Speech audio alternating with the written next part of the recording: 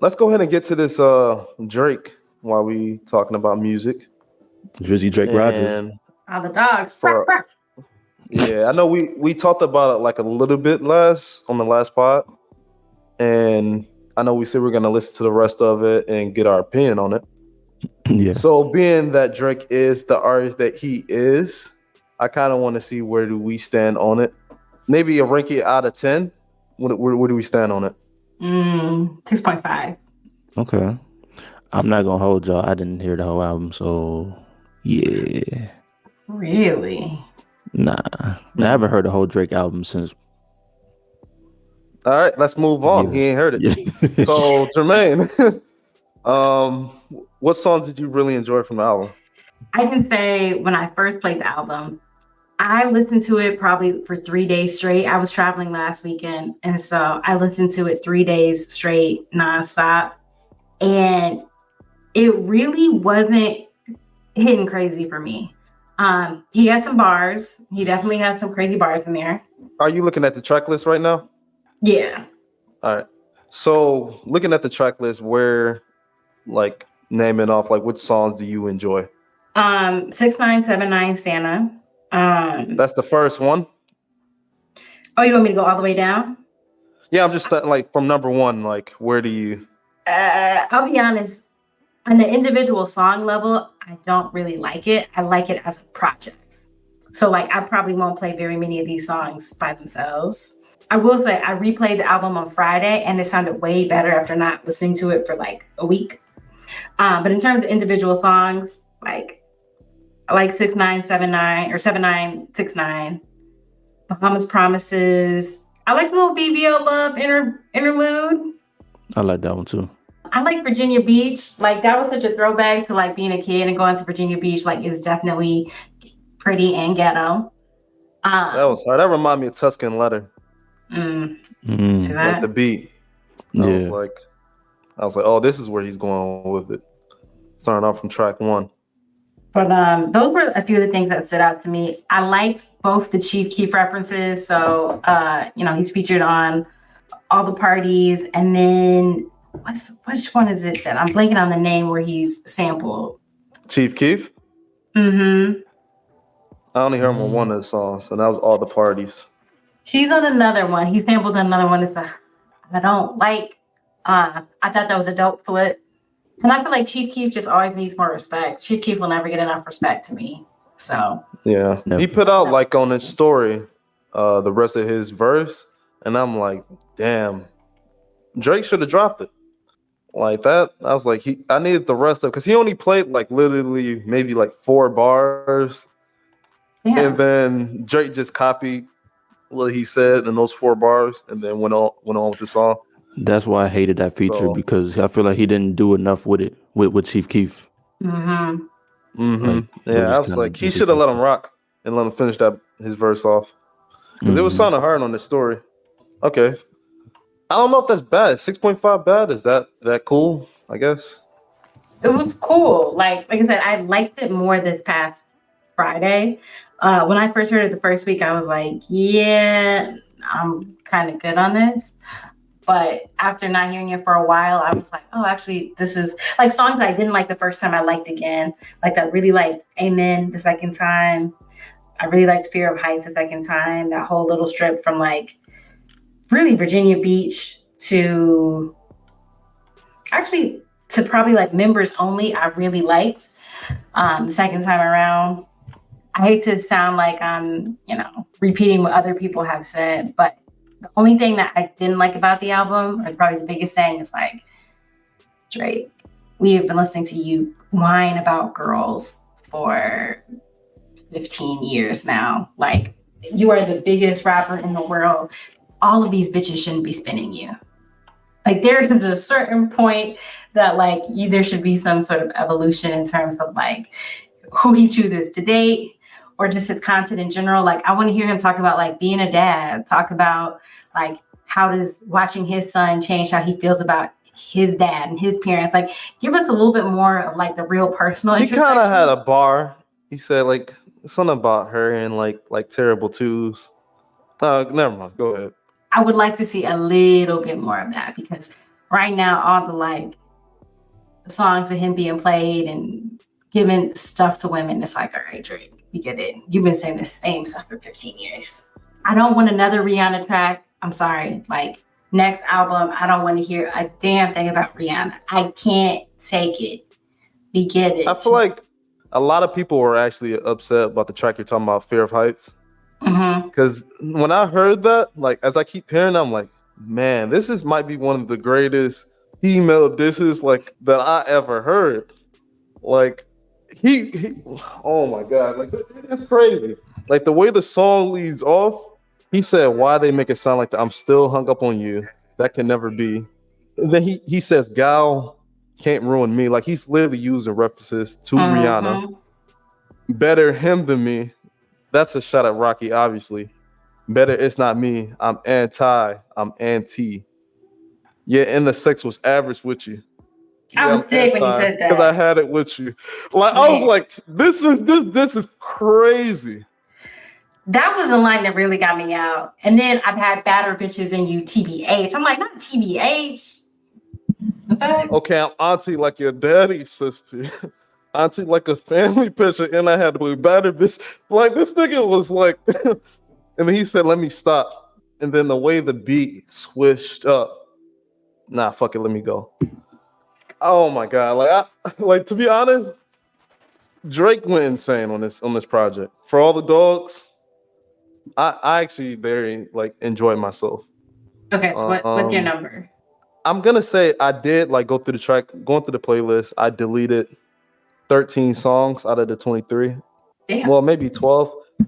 So I got 12 songs that I really like, and that's Virginia Beach, Fair Heights, First Person Shooter, 7969 Santa, Slime You Out, Bahama Promises, Tried Our Best, Drew Picasso, Members Only, All the Parties, BBL Love, and then Polar Opposites.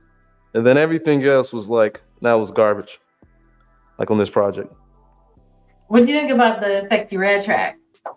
Bruce Baby Daddy. It was not good. I think he should have just went ahead and let City Girls do it. Really? I think it would have sounded way better. Like let JT do that and let her come up with a verse. Yeah. Okay. Someone who can actually rap. I think that would have helped him out a lot. I'm gonna say my favorite track on this album got to be Drew Picasso. What is that like a group that he has underneath him? Magic Jordan? No, it's like he has Party Next Door. Then it's like another group. They're on OVO. Let me see. And it's not Magic Jordan. I want to say Division. Oh, okay. I feel like when I heard that track, I feel like I heard them all through that record, and I like him on that kind of those kind of songs. Yeah, Drake garbage to me. So I'm just like that shit just garbage. Like this is my thing about Drake though. Like, and niggas been saying this for years. Like it's just uninspired. Personally, like I just need something that is I like to listen to innovative shit that's inspired, shit that like really. I mean, I'm sure this album probably means something to him, but it just don't really connect for me. You know, like when I was listening to the features. Yeah. So one of my other criticisms for this album is I think Drake is being too much of the thermostat and not the thermometer. Yeah. I think he's really trying to, and he's been doing this for a while. Like this is not new by any means, but when you think about like So Far Gone, to me that was like, it's always going to be such a standout project because I feel like it set the tone for everything else that came after it. Yeah. And more over these past few albums, it's more like, okay, let me get who's hot and take that sound. Let me take the drill. Let me take some of the Afro beats. Let me take, whatever I think is hot and combine it with my sound, clean it up, smooth it out. And then that's just going to be my new sound. It's like, no, like go in the studio and like make something new, make something that is going to force other people to change. Don't change you to fit everybody else. I'm a little tired of that personally. Mm-hmm. And that's why I love artists like Future, Young Thug, even the Playboy Cardi, Chief. I'm just gonna say those three for right now, but because they created a sound and niggas took it, but then they created another sound and then niggas took that Yes. sound, then they created another sound. Like they're creative. You know what I'm saying? Like Drake is creative as well, but at the same time, like the only thing he really gave us was, like you said, that So Far Gone, like that type of vibe. Like that's what people Hmm. are still emulating to this day, but he hasn't really gave us anything else to like to feed off of. You know what I mean? That's my Yeah. critique of him. Yeah, I feel like to wrap this conversation up on the album, let's Hmm. get down to one of the biggest tracks, First Person Shooter. Since we all said we heard that with him and J. Cole. Hmm. And I know there's been a lot of debate around, like, I feel like everyone loved J. Cole verse. I know I talked to you like Hmm. outside of the podcast, Matt, and you said he had the best verse on the album. Yes, 1,000%. Like name another one. Like I'll give you time to. I give you homework. I give you a week. If you tell me a better verse that's on that album, then I'm gonna say I give you 100, but I don't got 100 to give you. But like I said, that's the best verse on the album to me. All right. I mean, okay? That's your opinion. What about you, Jermaine? You think that was the best verse, or this? What do you think about this J. Cole? Cole definitely ate him up, left no crumbs. Mhm. Um, I think, Matt, to what you're saying, I hadn't thought about it that way, but there's not a verse I could say in terms of bars was like better than that verse in the song. So you're probably right. But one thing I saw that was interesting, because I know there was a lot of debate about like, why would you let Cole do this to you on the track? Like on your album, why would you do this? Mhm. But I heard that Cole actually has never had a number one on like the Billboard Hit 100, which is low-key crazy to me for him to be like such a hip hop staple and to never have a number one. And so supposedly, like, I don't know, like this is kind of supposed to be a look from Drake to hopefully help them get a number one together, hopefully for Cole to be able to get his first one. And that may be why he ate him up and allowed him to let him live. I don't know. But that's one of the conspiracies that's going around. It's crazy to Really? me. I'm never gonna get over the fact that Cole hasn't had a number one. I don't get it. I think didn't we talk about this, right? I feel like we just talked about this too, because it's like, what song would it have been? Like Workout, or maybe like Nobody. What is it? Or Nobody Perfect? Like I feel like that could have been number one. What was I the don't think I don't video think with we the talked about it on the podcast. We talked about it outside, and I told my Okay, opinions. okay. Go ahead, Jermayne.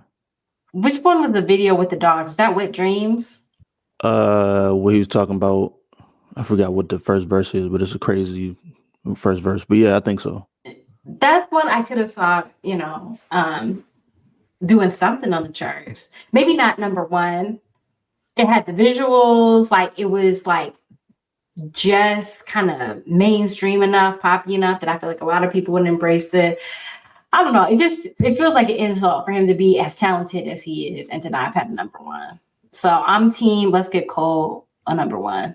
He has number one album. Yeah, literally all his albums have reached number one. So that's that. But in If terms of songs, go ahead. if you were an artist, what do you think you would Mhm. care more about? A number one album or a number one single? Damn, that's a good question. Probably an album, because it's a album full of songs versus just one song. That's Mm-hmm. kind of how I feel about that. I think, because if you have a number one single, like that's hot, but you know what the thing is though, like, okay, if you got a number one single, then you can eat off of just that one single forever. You know what I mean? If people license it to Yeah. use it in a commercial or things like that, you can't do that with an album specifically. So Mm-hmm. I don't know. I kind of see both sides with that.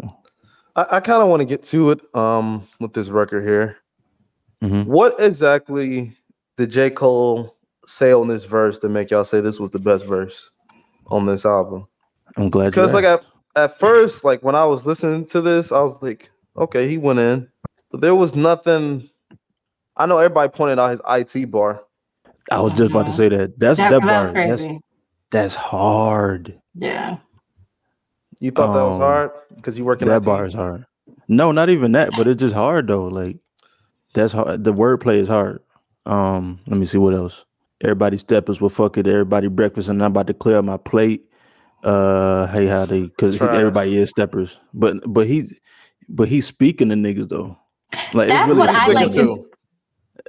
it's a good He said question. if he was speaking to somebody, he would make a no in the same verse.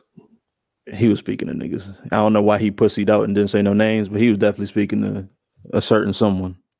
Kendrick, Mr. Morale and the Big Steppers. I think you were talking about maybe a young boy. It could be a double. It could be two birds, one stone. It's diverse in in totality.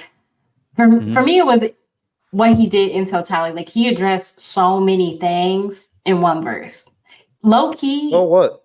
He might have addressed more in that one verse than Drake addressed directly in the entire album. Mm-hmm. Because Drake really just said something about Young Boy, and then he said something about Rihanna, and that was about it. But he got a lot of shit. Oh, and Millie Bobby Brown.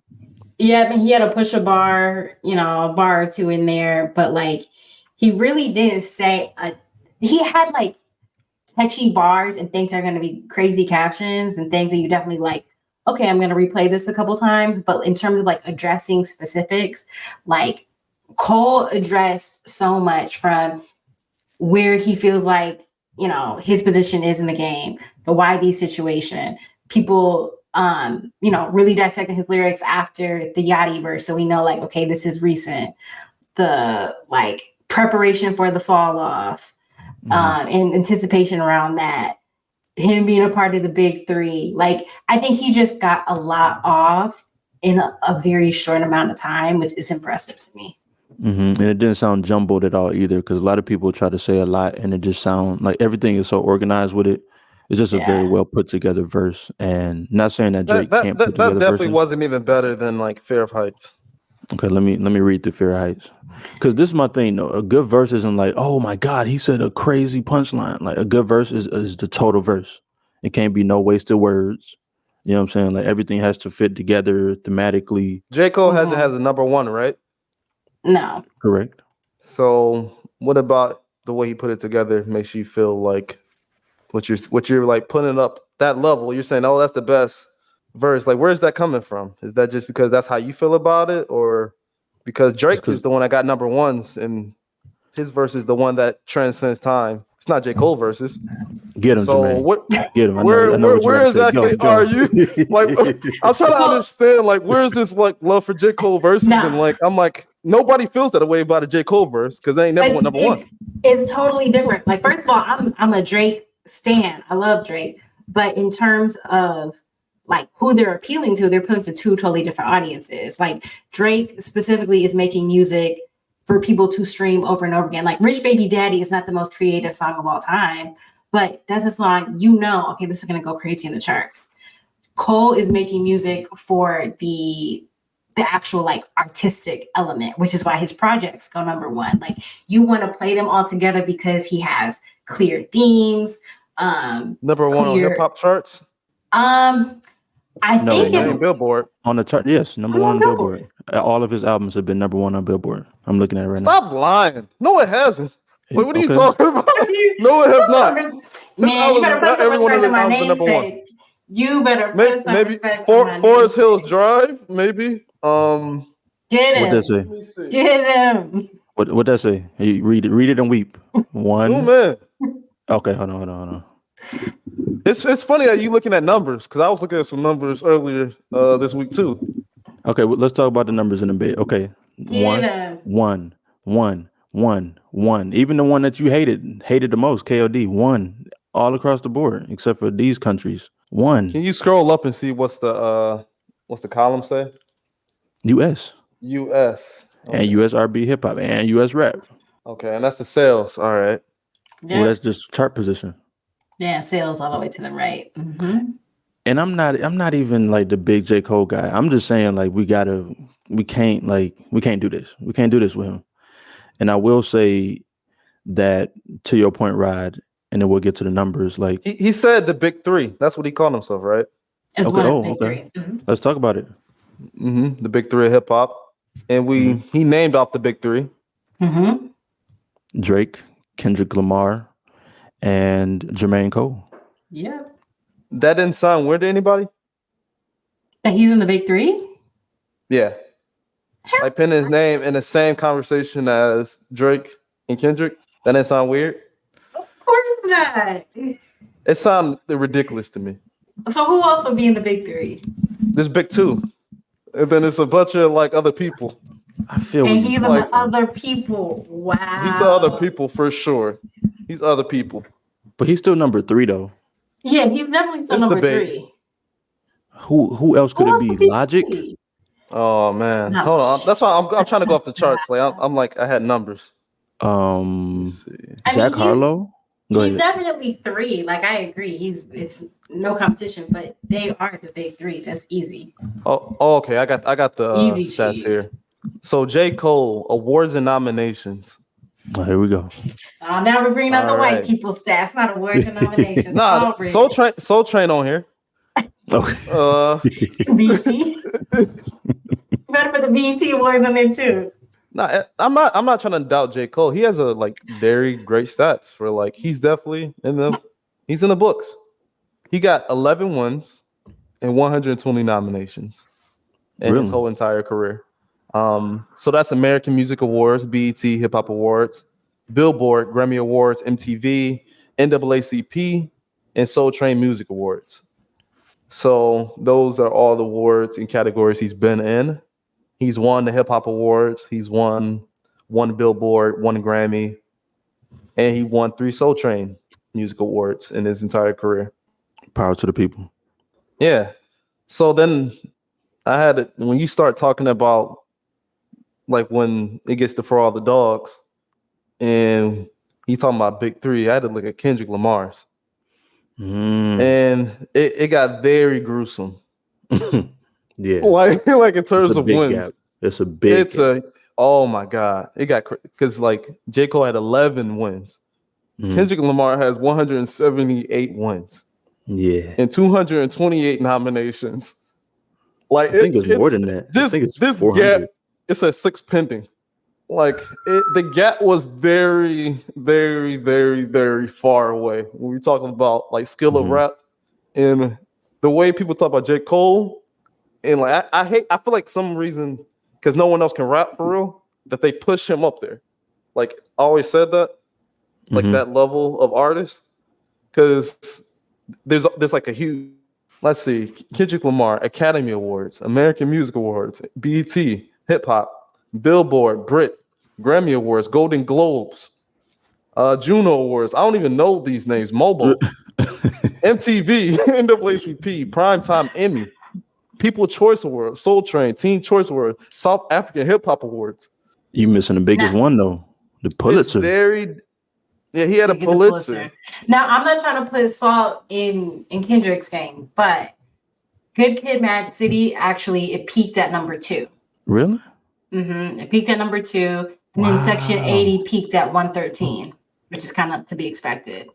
So he's only had 3 number 1 albums compared to Cole, who every album was number 1. Yes, Cole has 1, 2, 3, 4, 5, 6 number 1 albums compared to 3. So I mean, you know, I guess he chose a good week. But I mean, if we look over time and what people love, I don't know. It looks very bleak for my boy Cole. And I love Cole because he North Carolina. Don't do that. President, Don't be like I love North Carolina artists. I'm not gonna let you do that. J. Cole, like he was standing, like he was literally sitting on the roof in North Carolina in Fayetteville, and I was just like, like my boy, he's sitting on top of North Carolina right now. Like the local rappers, like he's the top. So yeah. What y'all feel like? What do y'all think Cole's highest charting song is? Just off a guess. Ooh. That's crazy. He actually has his 2. top songs is his worst. Power? Yeah, that's why it's actually kind of tough. Weak ass nigga. I thought that was your boy. Hold on, what happened? That changed quickly. Probably something from KOD. Close, actually. They're both actually very recent. So the first one is My Life, the song with 21 Savage and Murray. That peaked at number 2. And, okay. And then also, well, it's actually anything off of Sidelines? Nope. The other one is this year. That song All My Life with Lil Durk. See, now that makes me sick for Cole. His top 2 charting songs are both collabs. His next closest is Middle Child, which was in 2019, which it was just So, him. okay, so like we hearing these right, and then we just said like a second ago, she was like, "Oh man, I'm so surprised he ain't got no number ones. Oh my god!" And then now we get into the songs. It's like, what are we talking about? Like, it's obvious why this man don't got no number ones. He has good music though. Like he has good songs. It just don't be Radio friendly. yeah. Like he got good raps. Like Yes. that's one thing I'll say about J. Cole. Like I like his raps more than I just like the song, if that makes sense. Yeah, I get that. And to your point earlier, J. Rod, Cole or about Jadakiss? Jadakiss. All time, just like my favorite Jadakiss. All time. Like Jadakiss. like people like we just say they know how to rap and don't know how to make good songs. All right, like pin him up against somebody. Like where are we ranking this guy?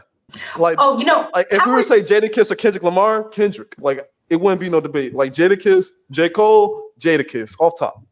Yeah. Like it's not no debate. Yeah. Like, that's why like when it's like I don't understand when we talk about today's class. It's like what are we talking about hip hop just in overall, or we just saying versus Lil Yachty? Like who's he better than? No, but you moving the goalpost because like we talking about the class. You can't bring up Jadakiss because Jadakiss from the 90s. Like we have to talk about everybody that came out from 2010 till now. And like if you do, who else could it who else? It's really nobody else. So I get where you're coming from where it's like, oh, y'all just putting them up there, but like who else? Who else? And I will give you, like, yes, he is number 3 of the big 3. Like, there's a big gap between the big 2 and him. But in terms of musically, like, he has really grown over the past, I would say maybe like 2-3 projects. Like, he's shortened up that gap. I think that gap was bigger back in the day. The other thing too, I will say is like when you look at it from a class perspective, like they came out with a really crazy class, and the fact that the 3 of them are still like the top acts pretty much in all of hip hop is crazy. Like if you had asked me back in the day, I would have thought like Wiz, Wale, Big Sean might have had a fighting chance, but they crushed. Oh, I know someone who's bigger than J. Cole, and I put like that number 3 spot is very shaky for J. Cole in his class. And I gotta put Tyler the Creator, number 3. And talking about someone who's built over his career, who has better albums. Tyler the Creator is number 3. Is he technically in their class or is the class after?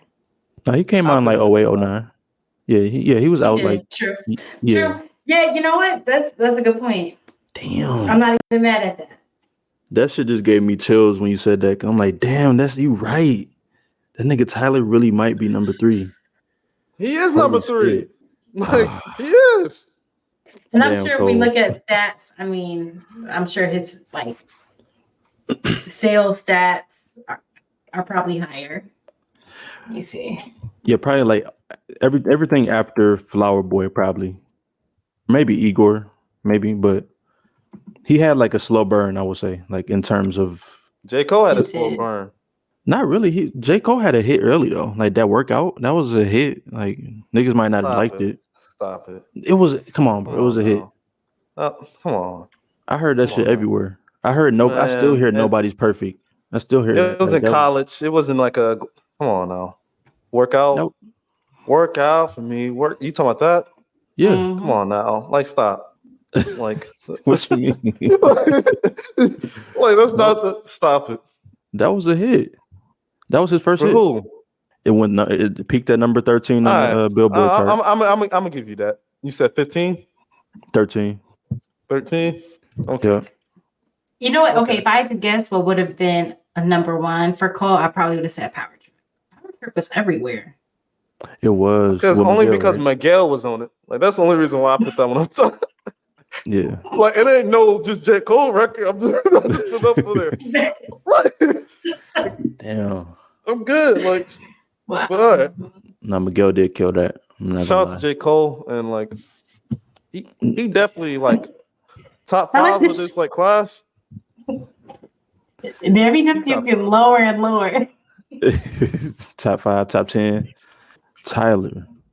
Damn, Tyler might be it. Okay, shout out to that though. I think you got a fighting chance with that. I mean, and Tyler's won Grammys. I mean, you know, he's got obviously the festival. Like he's got the fan base. Yeah, and Tyler's a better producer too. I'm not even gonna hold y'all. Oh, for sure.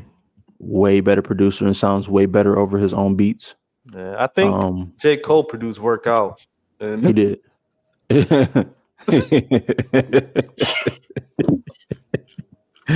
Damn. I remember I had seen this video the other day, like it was on YouTube. It said like J. Cole creates worst beat ever for Jay-Z. And that shit was so garbage. I'm like, oh, like I don't even know why he. Oh my god.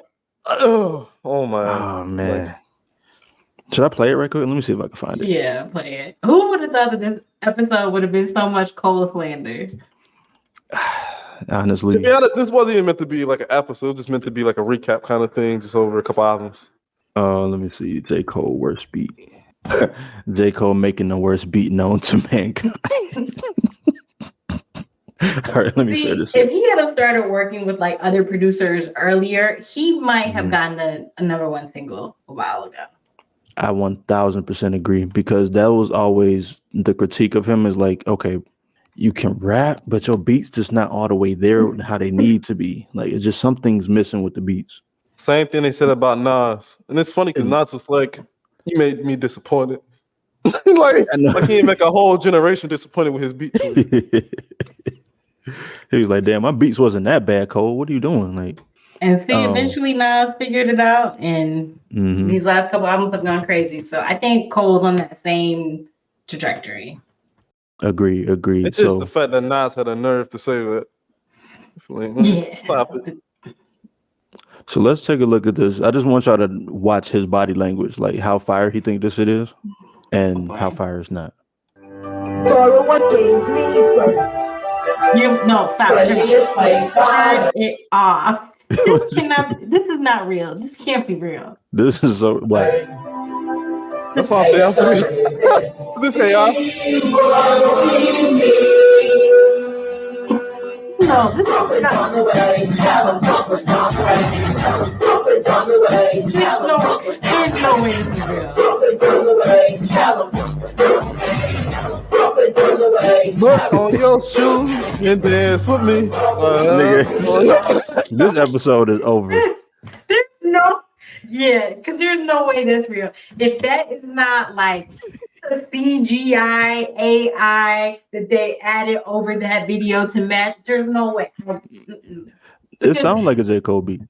That I would agree is probably the worst beat I have ever heard in my life. That shit was definitely ass. Like, man. So yeah, to your point, Jermaine, if he would have started working with, like, I don't know who I would have wanted to hear him with, maybe like a Ninth Wonder. Yeah. I think they both Carolina. That could have been interesting. But let's get into some other shit right quick. Oh, let's talk about the nonprofit. Yes. Like that little video, like clip? That's actually a perfect segue. So speaking of terrible beats, well, actually, no, I shouldn't start it off like that, because this beat is not actually terrible. So there's a nonprofit out here, and let me see what state this is in. It looks like it's in North Carolina. Interesting. Are you serious? Yeah, I mean, it's posted on the WBTV News Charlotte, so I'm assuming Charlotte, North Carolina. Small world. It really is. And so there's a nonprofit that teaches music production and DJing to kids. You know, it sounds like a good way to keep them out of trouble, and, you know, learn some real skills that can really take them somewhere, you know, in life. But I seen this and I was like, oh, he got it. Like this dude right here, he seemed to be like 16, 17. But he already got the gift of gab here. So let's go ahead and listen to this beat. You show us a little bit of what you can do? Yes, of course.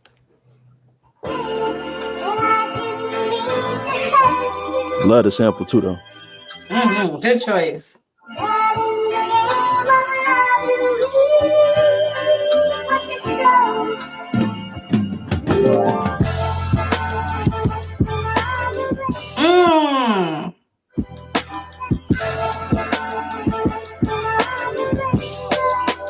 He even got the white man bobbing his head. Right?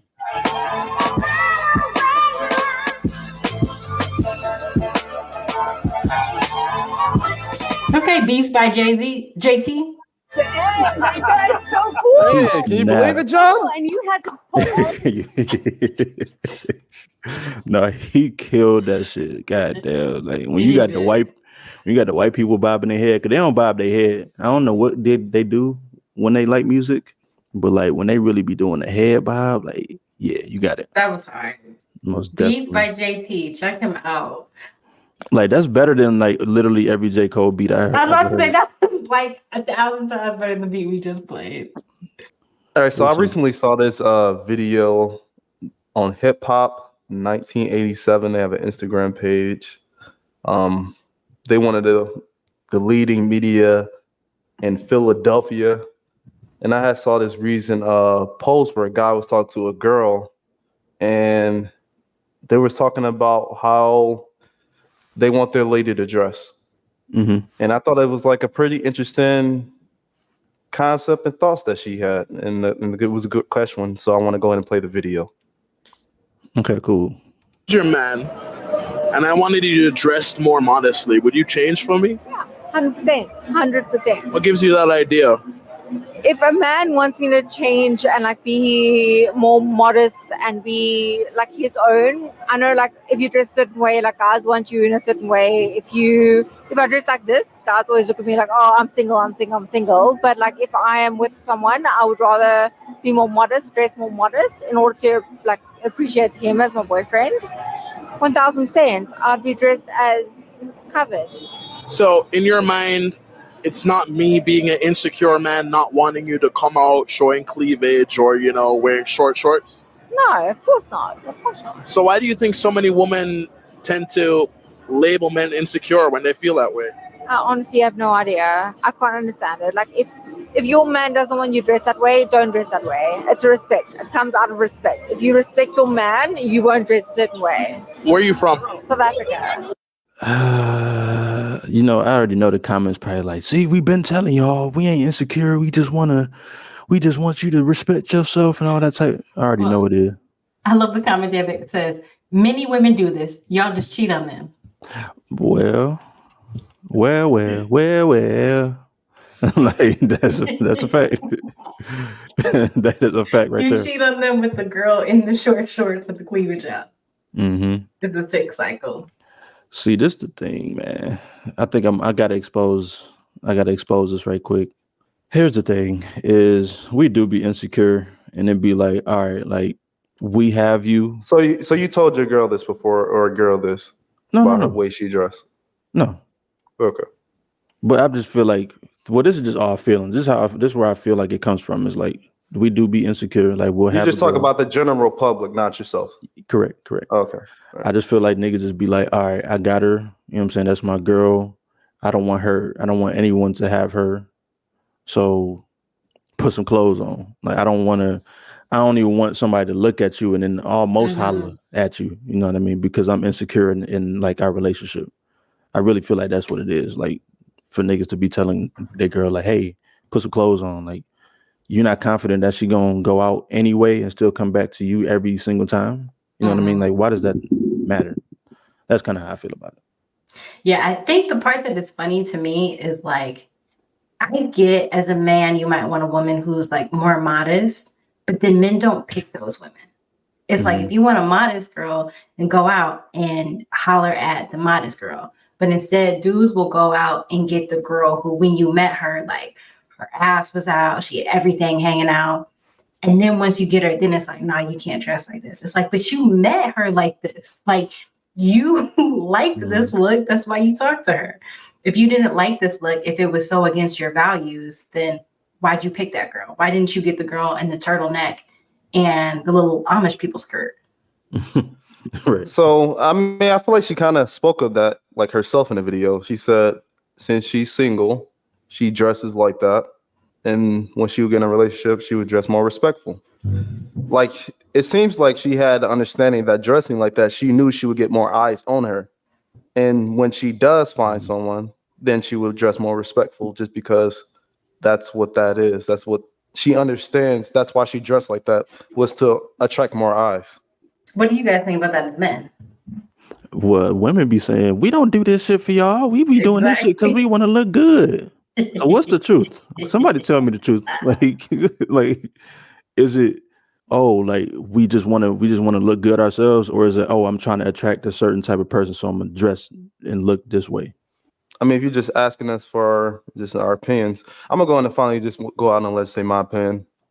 I think everyone, dudes, girls, we both go out dressing our best or what we think is our best for going out to meet someone of the opposite sex or whoever you want to attract. Right. When we're going out, like outside, and we want to look our best part, it's not always just for ourselves. Like we like compliments, like whether it's from the friends, male or female, we like compliments.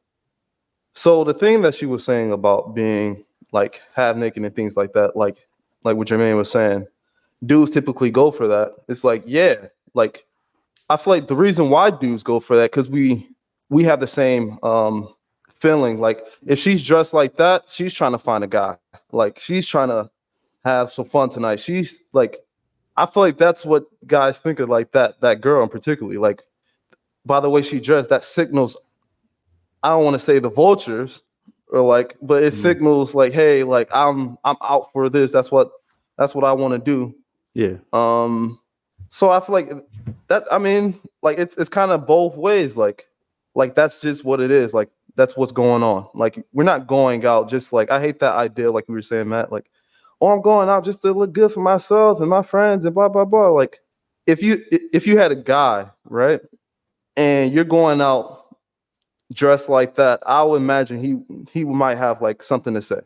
Like, and the fact that if you have a boyfriend, you probably would not go dressed up like in the short shorts and skin tight and showing hella cleavage. Like that probably wouldn't be your typical like going out without like your guy. Like if your guy's there, I can understand like, oh, okay, he's there, like whatever.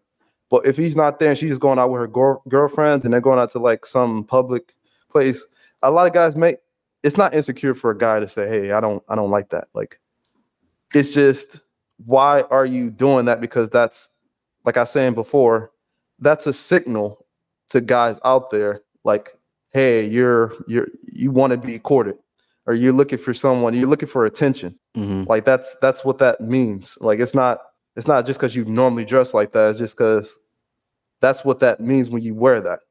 I have two thoughts on that. I'll speak for myself to start. Like I definitely know like what's within the realms of like, okay, this is acceptable to wear and this isn't. And so I definitely think in a relationship, it's kind of like you got to monitor and be like, okay, like this might be doing a little bit too much. Like the Keke Palmer situation from a couple months back, like she probably was doing a little bit much. And I don't think there's anything wrong with being self-aware of like, hey, this is not necessarily respectful to my relationship, so I should probably put on something else. But I also think you need to be aware of who you're getting with before you start dating them. So for me, like I'm never dressing super, super, super crazy to start. So it's not like, oh, I went from being half naked to now I'm in a relationship and I'm wearing like a fully covered outfit. It's like, okay, maybe this is a little bit shorter, and I'm not going to wear this anymore. This is a little bit more low cut and I'm going to chill on that. But I think what you see is, like I was saying before, a lot of men who want extremes. Like you want the girl who's super duper over the top sexy. And Kanye is a perfect example of this. Him with Kim Kardashian. He like positioned her to be this like sex pot, sex symbol. And then when he went through his religious journey, was like, yeah, no, you got to chill. Like I want you to cover up. He went the exact opposite. And so I don't think that's really fair to people to ask men or women to like totally switch up that way. The other thing I will say is I get what you're saying, Rod, about like certain outfits being like calling cards. And I feel like that's kind of one of the flaws of like Western culture. Like if you look at, for example, like Muslim culture, like they value modesty. So in like Muslim culture or Arab culture, like the girls who are considered like cute, and I'm not talking about necessarily like, full blown like hijabs and stuff like that, but I'm just saying like they'll like the girl who has on like the cute stylish outfit. She got on sneakers and some cute jeans and just looks cute and chill. And like they'll be like, oh, she's cute, she's bad. But it's like in American culture, we're Man, Matt, you agree with it? What she's saying? I was actually gonna say something very similar Like because go our ahead. Arab peers, that's how they reacted back in the day. Is it the who? Our Arab peers. Oh, our Arab Is peers. that how they reacted from our I don't know. I don't know them motherfuckers like that, but possibly. like in them? Oh no. Like- but like the girls that they were gonna like- take seriously, like dates. niggas you were right there like living with, like had any of them that respectful of women like that? Nah. I don't. So when Jermayne That's saying all this anecdotal, about Muslims, and it's like they was the most savage niggas that I met in college was them. But if you So ask it's them like, who's a girl who you would seriously date and marry, Mhm. they're probably gonna tell you like the more Someone of their own culture. That's what they're it gonna was tell you. more it was more covered up. Mm-hmm. Cause that's what they mama probably like. They mama not, you know what I'm saying? They mama Mhm. covered up. So it's like They were covered up That's what they gonna around do. like when they go home, but they weren't covered up amongst their friends or like every day. That's not how it was. mm-hmm. Like that's like every time I've seen them, like when they're around their parents, and they're more like, oh, like I'm godly, I'm this, I'm that. It's like, but I seen them outside and they were doing lines. It's But like once again, we're in like- America though. The American culture is different. You know what I mean? Like that's so you what think they it's come different from. just because they over there. That's what you're saying. I mean, Then the way they act. You've seen them in, you know, in the garb, in the hijab, in burqa, whatever those things are called. Like they have many different ones, but like you see that. And that's because they don't value. But then you say something big was over there. Like you said, it was big about how they defecate on people. Like that was a big thing. Oh, you talking about Dubai? Mm-hmm. I mean, they're a little kinky. Like that's cool. Like they can do their little thing over there. But I mean, So that's they none of can my be very business. popular in this, but like all of a sudden, like I'm just trying to like see what's the difference between Christians. No, but Like, the thing is, There's they good bring. Christians and they're like, and there's like Well, you're taking it now way more extreme than what I was saying. I was just saying in other cultures, I just had we like But put is these things with different attractive- cultures. It's like that's not true. It's because they're people. Like that But what- you're only saying that because they're a religion. we can take it off of religion. Because I know there are Christians who are the same way, who like, yo, the type of girl that they think is the cute girl is like cute, but she's covered up. Like they're not looking for the girl who's dressed super, super sexy. So it's not even a religious thing. There are Christians who are like that. There are Jewish people who are like, that's not a religious thing. It's just like, for that guy's video as an example, he goes to quote unquote modern women and then asks them these questions instead of getting people who like aren't even in that space. Like there's a type of girl who you would never even see in booty shorts and her cleavage out because that's not even her thing. And there's the type of man who's going to be attracted to her not showing that. So those people should be together. You shouldn't have to get with somebody and be like, okay, well, I like her, but she's not modest. So you got to totally revamp your wardrobe. You got to change all of this because you're not with me. Like, no, if you want to be with a modest girl, be with a modest girl. There are plenty of them. Mm-hmm. Okay, so I'm gonna say one other instance in my own perspective. So I thought I dated a modest girl, right? And then I got with her, and when she would go out with her girlfriend, she would wear more promiscuous outfits.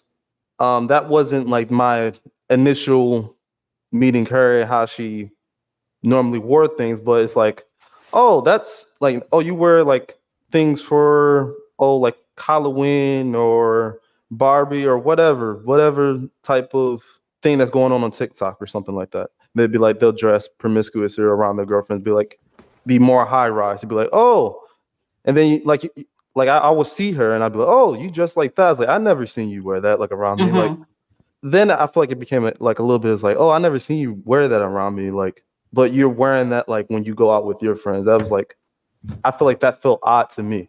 That I think is totally different. Like, I think in that case, you absolutely have a right to be like, yeah, this is not the image of you that I was attracted to initially. And this is not the you that I'm familiar with. Like, why are you dressing like this when I'm not around? Oh, so that is different in that case then. Yeah, for sure.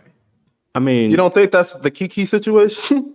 Like a little bit? Like That's why I said it saw wasn't right something? when Kiki did it. I was saying I Oh. didn't agree with what Kiki did. Okay.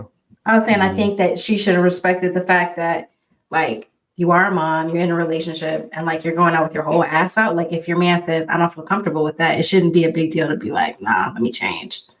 Especially because Kiki, I know we already like debriefed this a lot a couple months ago, but like she was never the sexy girl. No offense, but like she never showed her body. And then all of a sudden now she's showing it everywhere. I think her man has a right to be like, this is not the woman that like I chose to be with.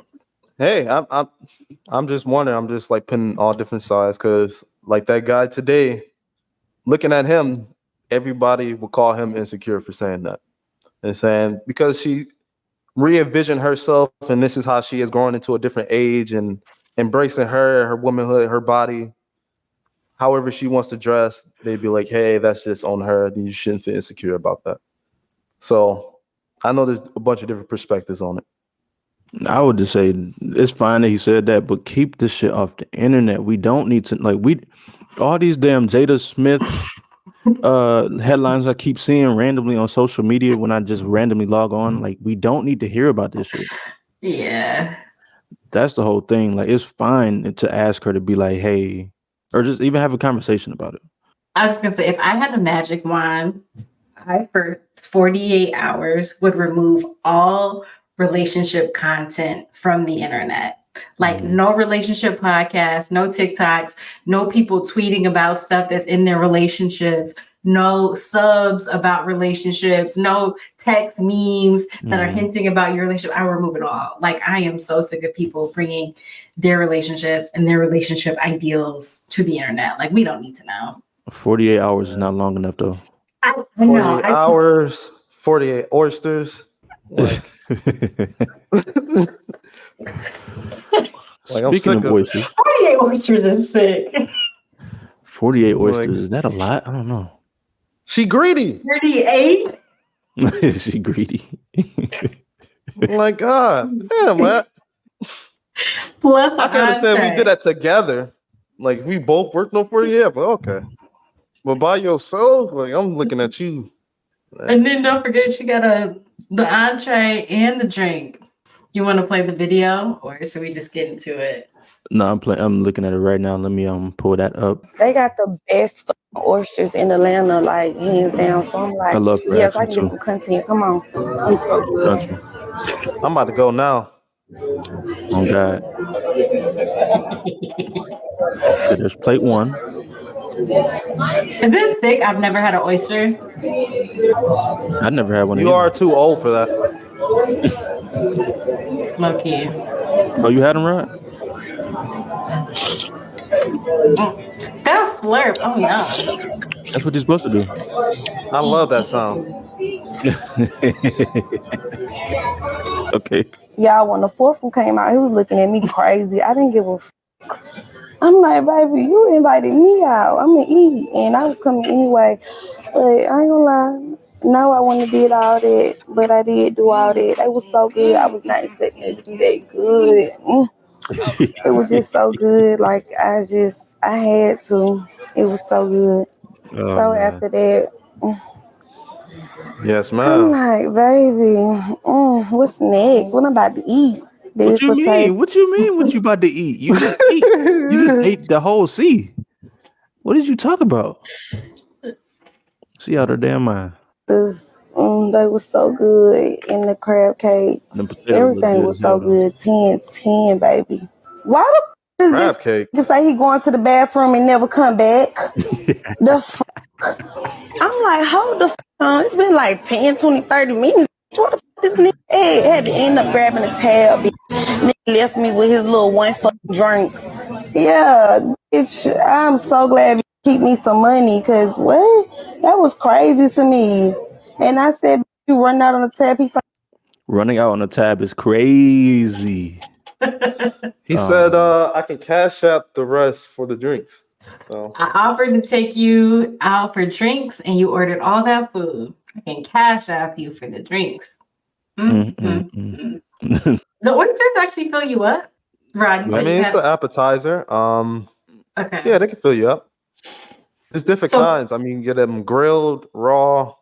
Yeah, there's different specialty ones. So what is a normal amount to eat where it's like you should be full after this?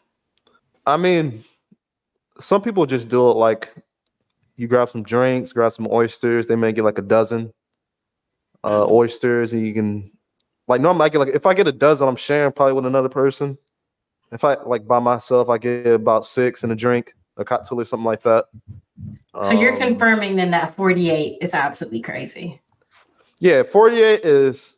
I'm not that big of an oyster fan. I'm only just do it just like if I got a taste for it for at the time. Like, but I'm not that big of an oyster fan where I can eat 48 though. It's not that good for me to be like, hey, I need 48 of them. I've already Also, I'm not that greedy. I've also seen the internet do what the internet does. And I saw a girl today posting about like, yeah, next time a guy takes me out, I'm about to get 5 dozen oysters just because, women got to show each other up. So it's about to be an oyster off on these streets. She gonna turn into an oyster eating 60 oysters. Like, what the fuck? And it's fine. You know what, man? Like, this is my thing, man. Like, you done sat there and ate 48 oysters and then you got an entree. Like, come on, what are we doing? Like, who You already eat know like, what you expect. I know you. what you be? You buying them oysters. I already know what you thinking. Not after 48. Oh, like I don't know what you're trying to get at, but I'm not thinking nothing buying oysters, to be honest. Are you trying to get that as an aphrodisiac? Yeah. But 48, I think, is past that effect. Like, It's like you full now, like you're about to take a nap. And a little drop, but she's about to be out. And crab cakes. See ya. yeah, like that's crazy. That, you know what? And that might have been why he got pissed off too, because that meal is one that I'm sure as a man you gotta know, like, I'm not getting any tonight. Like, there's some meals where it's like, she might give it. But when she goes super crazy, nah. She's Like about to go home and go to sleep. Like she really filled her stomach up. I guess like, I wouldn't think that actually. Like, I feel like I'll be a ham in that situation.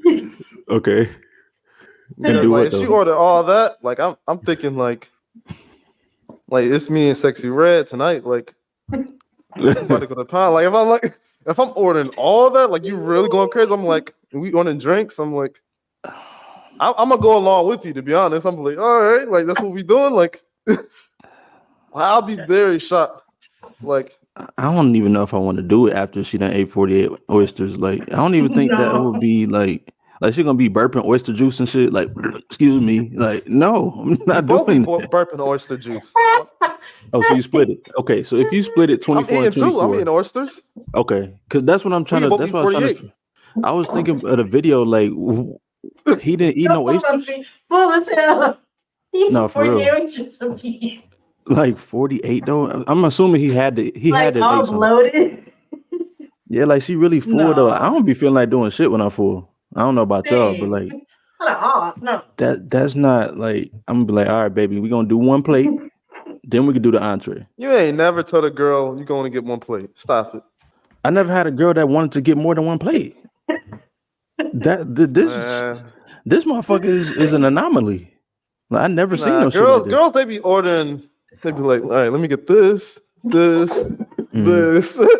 Like, and I'm gonna get. I want like a little bit of that. And Easter, you seen a girl eat that much on a date? I don't think I ever have for real. Like 4 plates. That's a lot of food to eat in one sitting. That's a lot. All that butter and hot sauce and like, come on, it's not going down. It is not going down. That's her easy excuse to be like, all right, so I'll see you later. I'm a little tired. You know, I just ate. So I don't really. Like, all right, man. I'll be so mad. I'll be fucking pissed off. Like, that's why he left. That's exactly why he left. I get it. He seen what was happening. Rod just frozen in the smile. That shit is funny. He just frozen smiling. But you know what, man? We done sat on here and talked y'all ear off enough for today. Let's go ahead and get into some highlights for the week. I'll kick it off and I will highlight this new artist out of Atlanta. Speaking of Atlanta, that I had listened to the other day. Actually, I probably had found out about her like maybe a month or two ago. Her name is Vayda, Vayda. She has this song I like called damn, what's that damn song called? Give me 1 second to pull that up. Bingo. It also has a video to go to it. So like I don't know, it's just an interesting sound, especially like a woman rapper, a girl rapper from Atlanta. Like it's a sound that I would never expect, and it's a sound I never really heard before. So like I just find it interesting. So check out that Bingo by Vayda. And Jermayne, what you got for us this week? So I wanted to highlight Waiting on You by Pink Sweats featuring Sabrina Claudio. Mm-hmm. I don't know if she's still supposed to be canceled. I can't remember, but Oh no. I still like Sabrina Claudio. I'm sorry, y'all. No, she dope. Yeah. She definitely dope. Man, So, fire. Mm-hmm. Right, what you got for the people this week? I only heard like a little bit of it, but I'm gonna go ahead and highlight Westside Gunn, and Then You Pray for Me. Mm-hmm. He just came out with it this past weekend. It seemed like it's like the next package deal from Pray for Pairs that he released in 2020. Oh, now the album title don't make sense now. 'Cause I was like, and then you pray for me. That didn't make sense to me. I get it now. Okay. And the style of the beats and some of it was like, you know, he had tap dancing and all that stuff. Like they tap dancing on the dope. Like the shit is fire. Okay, super dope. So check out that Westside Gunn, that new album. One more go thing. ahead. I might as well. Ganger, he went ahead and dropped his deluxe as well. Mm-hmm. And an Offset too. Yeah, the Offset was straight. I ain't gonna lie, that shit was straight. What I heard, it was some heaters on there. Wish I would have heard that Playboy Cardi one, but he didn't clear the song. So disappointing. Not surprising.